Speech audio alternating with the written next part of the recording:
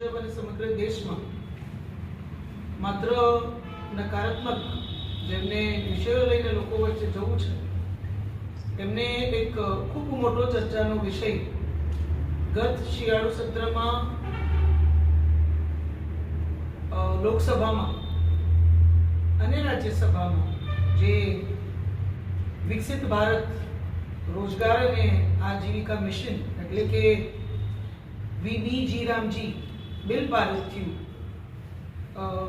એ bill વિશે જેને એક ચર્ચાનો આખો નકારાત્મક ચર્ચાનો જેને મુદ્દો બનાવ્યો છે આખા દેશમાં એના વિશે આપ સૌને એટલે કે જામનગર સંસદીય ક્ષેત્રના પણ નાગરિકોને આપના માધ્યમથી વધુ માહિતગાર કરવા કોંગ્રેસ પાર્ટી ખબર નહીં કેમ માત્ર એક બે નકારાત્મક વાત લઈને જ આ બિલનો આ યોજનાનો વિરોધ કરે છે જે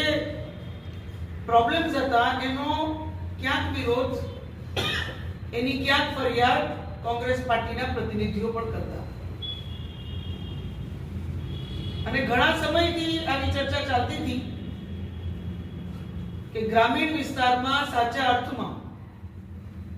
મનરેગા યોજના માત્ર ને માત્ર કાગઝી યોજના દિવસે દિવસે બનતી જાય છે અને સૌથી વધારે કોઈ કન્સર્ન હતું તો જૂની મનરેગા યોજનામાં ટ્રાન્સપરન્સી એટલે કે બિલકુલ પારદર્શિતા હતી જ ગાંધી નહેરુ પરિવારે બધી જ યોજનાઓ માત્ર પોતાના પરિવારના નામે જ કરેલી જ્યારે માનનીય પ્રધાનમંત્રી શ્રી મોદી સાહેબે એક પણ યોજના પોતાના નામે નથી કરી ઉલટાનું આપણા દેશમાં જે રાજભવનો છે